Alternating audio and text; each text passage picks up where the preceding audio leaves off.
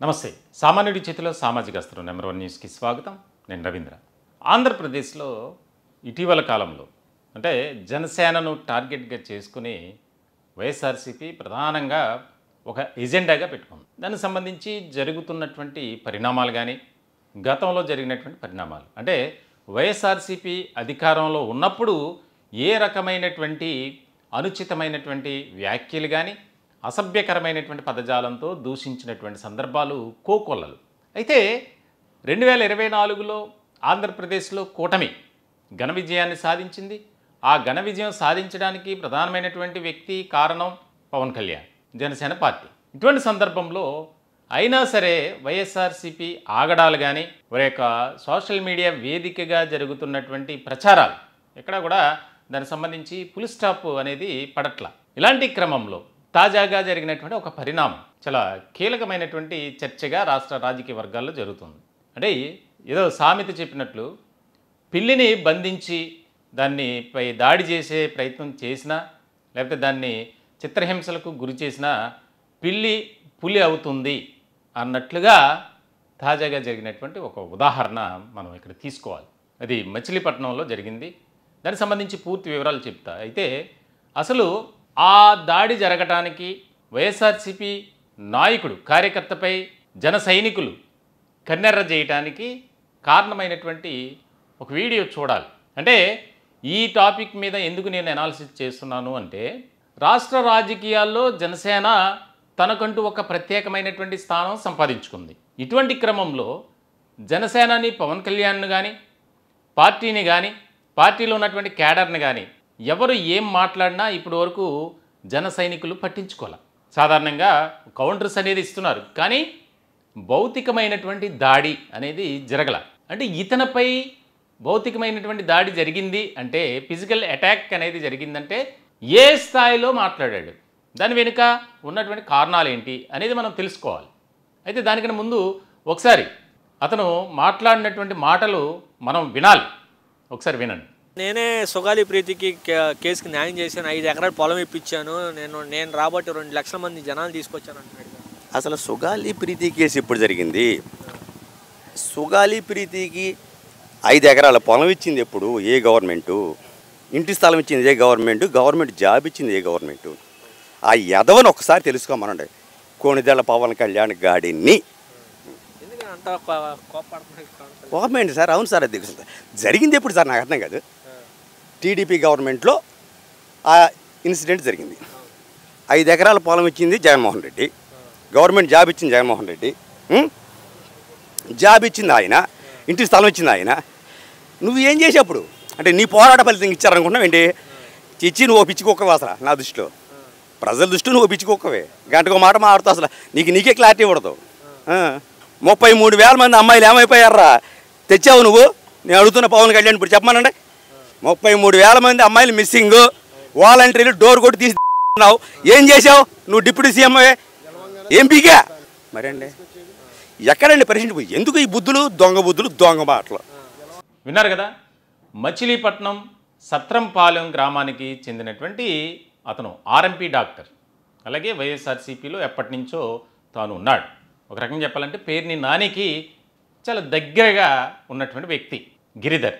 ఆయన చేసినటువంటి వ్యాఖ్యలు తీవ్రమైనటువంటి దుమారం రేపాయి, అలాగే ఘర్షణకు దారితీసింది. ముఖ్యంగా ఆయన మాట్లాడినటువంటి అనుచితమైనటువంటి మాటలు కానీ పవన్ కళ్యాణ్ను ఉద్దేశించి అసభ్య పదజాలంతో దూషించినటువంటి విధానం మనం విన్నాం. దీనికి సంబంధించి జన సైనికులు, జనసేన పార్టీ కార్యకర్తలు మీరు బహిరంగ క్షమాపణ చెప్పాలి, ఎందుకు ఇలా మాట్లాడారు అనేది తెర మీదకి వచ్చింది అక్కడ స్థానికంగా. ఇటువంటి సందర్భంలో నేను ఎందుకు చెప్పాలి, నాకేం పని, నాకు అవసరమే లేదు, మీరేం చేసుకుంటారో చేసుకోండి అని అప్పుడు కూడా అతను ఇష్టం వచ్చినట్లు మాట్లాడినందుకు అతనిపై దాడి జరిగింది. ఒక 10 మంది దాదాపుగా జనసేన కార్యకర్తలు, నాయకులు, జన సైనికులు కలిసి అతనిపై ఇంటికి వెళ్ళి దాడి చేశారనేది ప్రధానమైనటువంటి ఆరోపణ. ఇటువంటి క్రమంలోనే వారు ఏదైతే సంతృప్తి పడనటువంటి జన సైనికులు అతనితో బహిరంగంగా అంటే క్షమాపణ చెప్పించారు. చెప్పి వెంటనే సోషల్ మీడియాలో దాన్ని వైరల్ చేశారు. మా నాయకుడు జోలికి వచ్చినా, మా పార్టీ జోలికి వచ్చినా ఎవరికైనా సరే ఇదే గతి పడుతుంది. మేము ఇన్నాళ్ళు చూసాం, ఇప్పటి వరకు ఎవరిని ఏ విధమైనటువంటి మేము మాట్లాడలా, కానీ ఇష్టారాజ్యంగా వ్యవహరించినా, ప్రవర్తించినా, మాట్లాడినా చాలా సీరియస్గా మేము యాక్షన్ తీసుకుంటాం అని చెప్పి. సాధారణంగా జనసేన పార్టీ అనేసరికి పవన్ కళ్యాణ్ ఆ పార్టీ అధ్యక్షుడిగా ఆయన పార్టీని లీడ్ చేస్తున్నారు. పార్టీలో ఉన్నటువంటి పరిస్థితుల్ని ఎప్పటికప్పుడు చక్కబెట్టుకుంటూ ముందుకు వెళ్తున్నారు.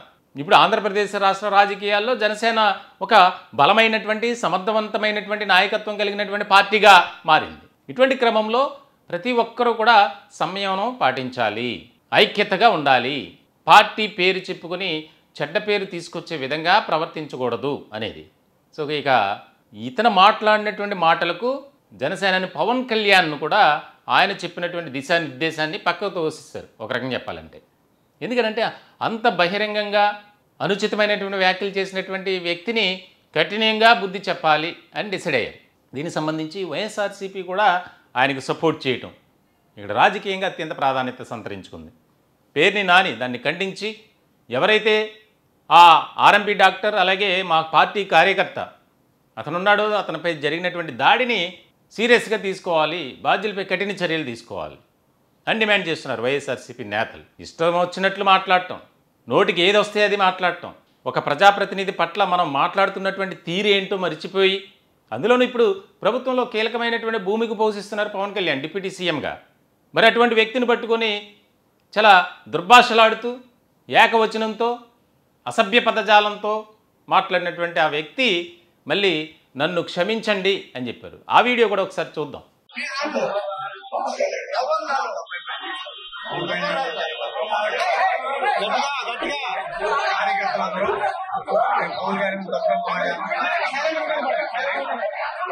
నేను మీ అందరికీ సారీ చెప్తున్నాను, క్షమించండి.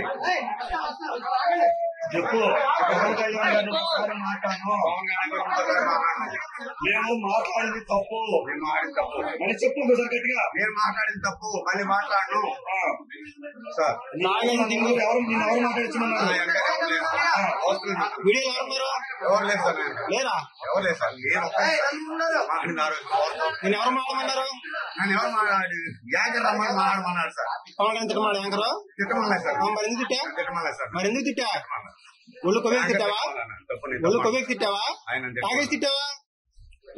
ఇంకోసారి పవన్ కళ్యాణ్ గారు తప్పుడు మాట్లాడతావా? తాగేసి ఉన్నావా? తాగేసి తప్పు మాట్లాడాను.